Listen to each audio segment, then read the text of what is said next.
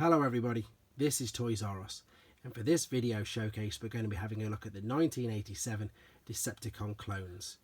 These were a 2-pack that came out boxed as so, and as I say, one was Pounce and one was Wingspan.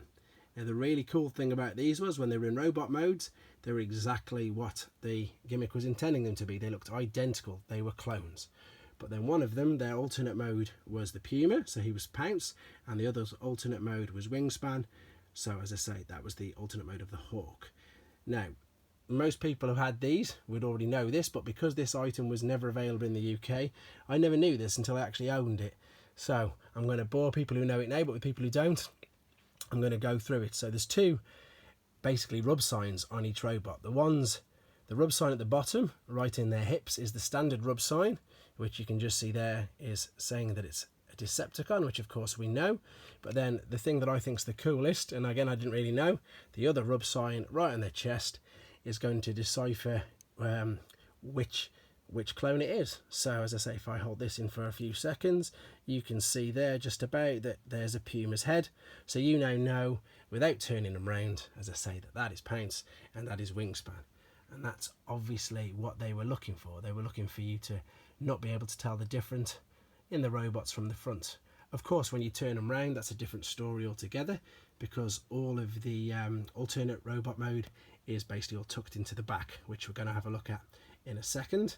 And it's important actually, if you're looking to buy these for yourself, you may see the pictures wherever in the front they look really good, but on the back they're going to be missing a load of things, and if they're missing a load of things, you can't see their alternate mode. So this is something to be aware of. So obviously Wingspan there, you've got all the wings tucked in nicely, and on the back of Pounce you've got some really small Puma legs front and back, and then his tail there as well. So obviously it's really identifiable at the back, but from the front, as the toy and as the gimmick intended, you can't tell.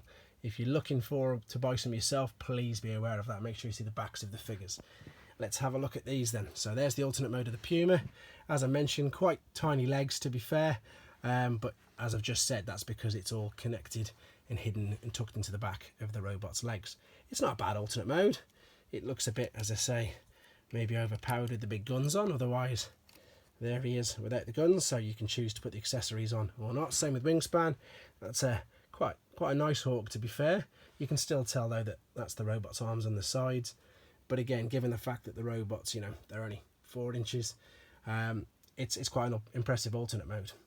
What we'll have a quick look at while we're here then is with the Takara ones, they come with these collector's cards, which are really cool with each figure, so you can collect them as well.